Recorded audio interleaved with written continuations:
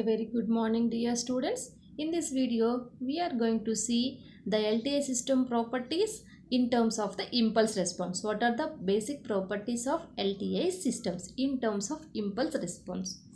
Now LTI, what are the properties of impulse response? LTI system properties are three different properties the LTI system properties is we consider in terms of the impulse response. So only here we are getting only the four properties, that is memoryless LTI systems, and then causal LTI system, and stable LTI system, invertible LTI system, that is nothing but a deconvolution system.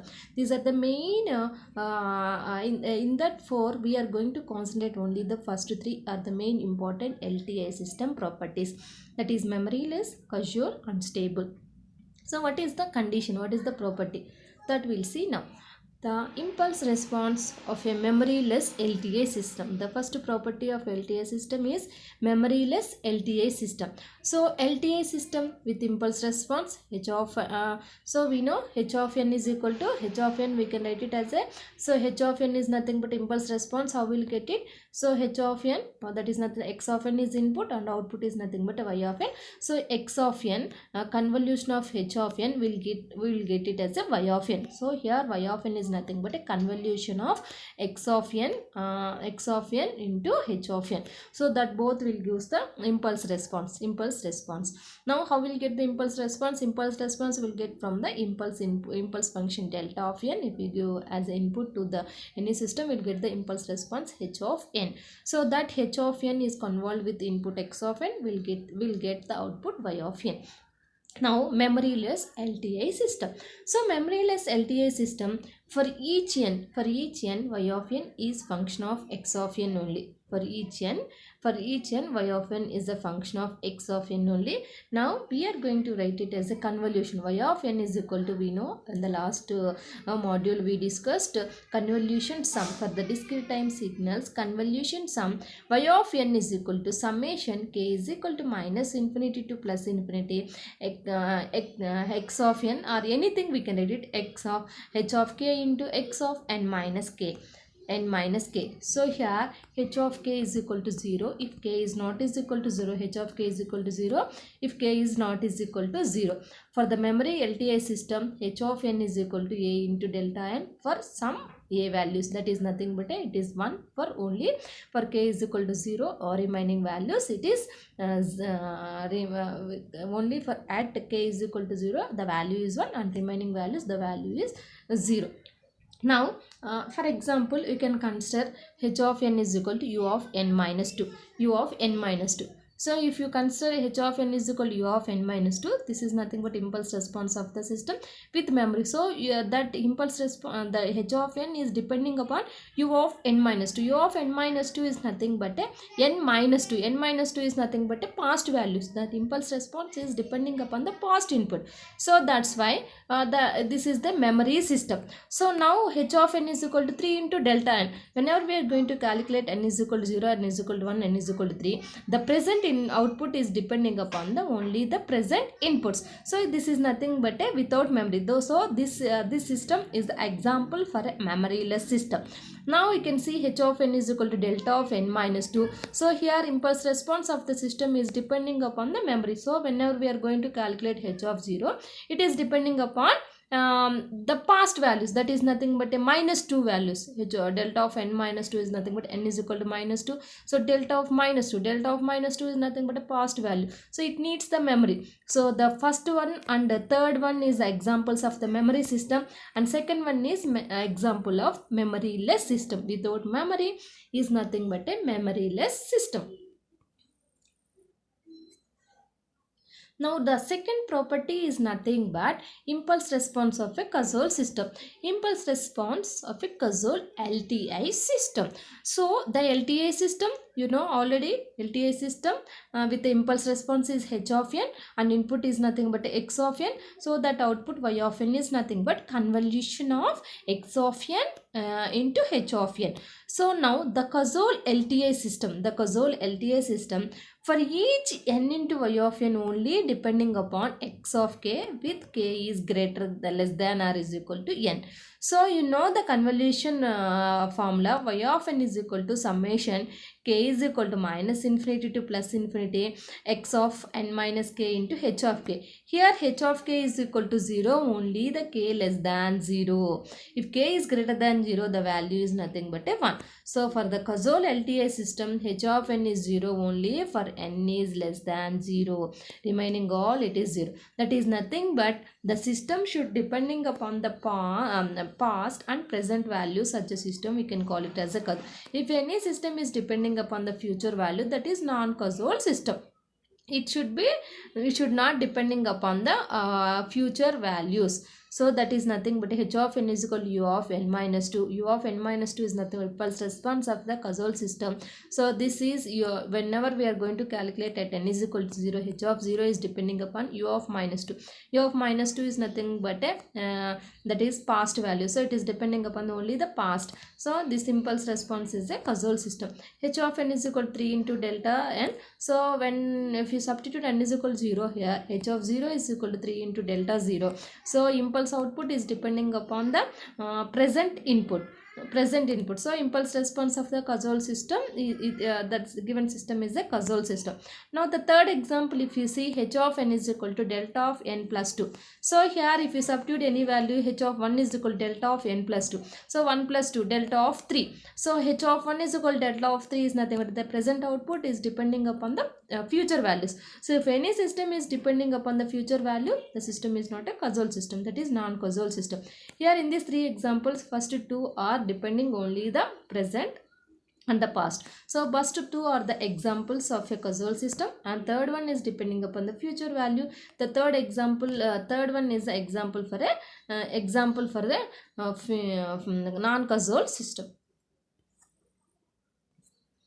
Next one is impulse response of a stable LTI system. Next, stability LTI system. The LTI system with impulse response h of n is equal to, h of n impulse response with input x of n, that output y of n is equal to x of n convolution with h of n. Now the stable LTI system, that is nothing but bounded input should produces the bounded output. So bounded input here x of n should produces the bounded output y of n. So you know that y of n is equal to convolution sum summation k is equal to minus infinity to plus infinity x of n minus k into h of k. So here y of k, mod of y of k is nothing but this is modulus of inside whatever it is. So modulus of x of n minus k into h of k. So here the bounded input should produces the bounded output. So this should be bounded. The input should be bounded. H mod of x of n minus k should be bounded. So that is nothing but for stable LTI system, modulus of h of that everything should be less than infinity. It should not be greater than infinity. It should not be greater than infinity. That is summation n is equal to minus infinity to plus infinity h of n should be less than infinity for the stable system condition. So now you can take some three examples. Here h of n is equal to u of n minus 2. H of n is equal to u of n minus 2. So here for each input you can see for h is equal to 0. So h of 0 is equal to u of 0. So u of minus 2. So u of minus 2 is nothing but u of minus 2. It is from minus 2 to infinity. The value is nothing but 1. So there is no finite value. It is all the values it is 1 1 1. We don't know how many values we can add it. So for the bounded input is nothing but n is equal to 0 input, the finite input. We got the infinite output. So the system is unstable. Now the second example, if you see h of n is equal to u of n plus 2 minus u of n minus 3. So if you see this one, u of n plus 2 is nothing but from minus 2 to infinity. From minus 2 to infinity, u of n minus 3 is nothing but from 3 to infinity. So here if you subtract these two, so 3 to infinity and from 3 to infinity it is overlapping, that everything it will get cancelled. U of n plus 2 is nothing but from minus 2 to 3. So from minus 2 to 3 we'll get it as a 1. So that minus 2 to 3 if you add means 1 plus minus 2 1, minus 1 also 1, 1 plus minus 2 minus 1 0 1 2. 1 2, so that is nothing but 1 2. From 3 onwards it is going to, so 1 2, so minus 2 minus 1 0 1 2, so that is the 5 values. We'll get it as a finite output 1 plus 1 plus 1 plus 1, so 5 outputs 1 plus 1 plus 1, so 5 times we are going to add 1. We'll get it as a, we will get it we will get it h of n is equal to finite output 5. So this is, so the system impulse response of the system is stable system. Now h of n is equal to 0.5 into u of n. So here also 0.5 into u of n. So now h of 0 is nothing but a 0.5 n into u of n. Here if you see that one, we are going to 0.5 power 0 is nothing but a 0.5 power 0 is 0.5 anything power 0 is nothing but 1 into u of 0. So u of 0 value is nothing but a 1. So u of 0 value is 1. U of 0 value is nothing but u of 0. U of 0 value is nothing but a u of 0 value. So impulse response of a, this is the stable system. So 1 and 3 are the stable, only the 3 1 and 2 and 3 are the stable system, 1 is the unstable system. Examples like this we can check whether the system is stable or not. Next one is what are the other properties of the continuous time convolution. In the last module we already discussed the properties: commutative property, distributive property, associative property and null element. So commutative property is nothing but some convolution of the two signals. If you interchange also will get the same output, that is nothing but x1 of t convolution x2 of t will gives the result same as x2 of t, the second one convolution with the first one. So both will get the same. Next, distribution distributive with respect to addition. So distributive with respect to addition is nothing but the sum of the two systems convolution with the third one is equal to sum of the two convolution, that is nothing but x1 of t plus x2 of t. This is nothing but a sum of the two system. That resultant if you convolve with x3 of t is equal to x1 of t convolution x3 of the two systems convolution, that is x1 of t convolution x3 of t plus x2 of t convolution x3 of t. So this is nothing but a distributive property. Here we are going to convolve and addition. Now the next one is nothing but next one is associative property. Associative property is that the convolution of the three systems is equal to, so we can convolve any two first and then the third one. So that is nothing but we can convolve the first one, so x1 convolution x2, that result you can convolve with x3 of t. Otherwise x1 x2 and x3 you can convolve, that result you can convolve with the first one. So you can convolution of any three signals, we can do the any two first and then that result you can convolve with the third one. So we'll get the resultant output will be the same.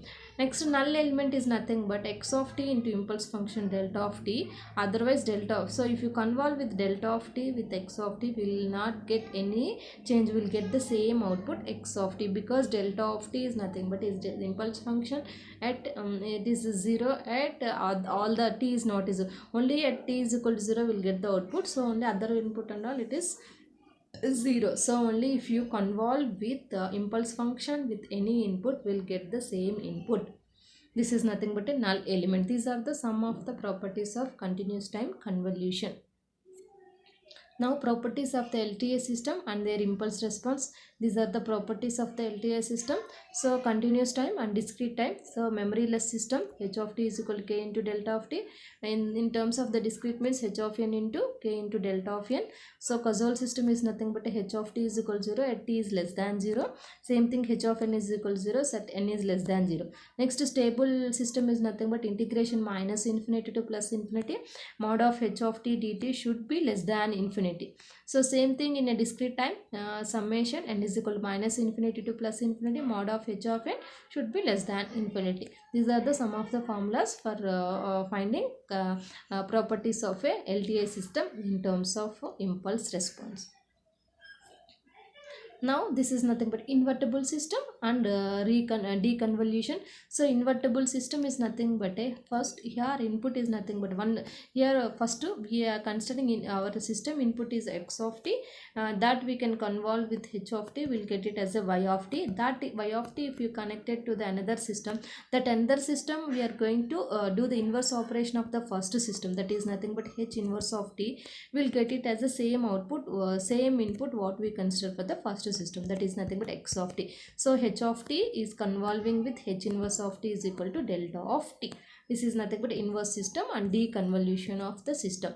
So inverse system and deconvolution is nothing but h of t, and convolution of h inverse of t is nothing but a impulse delta of t. So that's why here delta, same thing if you see the discrete time, h of n, convolution of h inverse of n is equal to delta of n.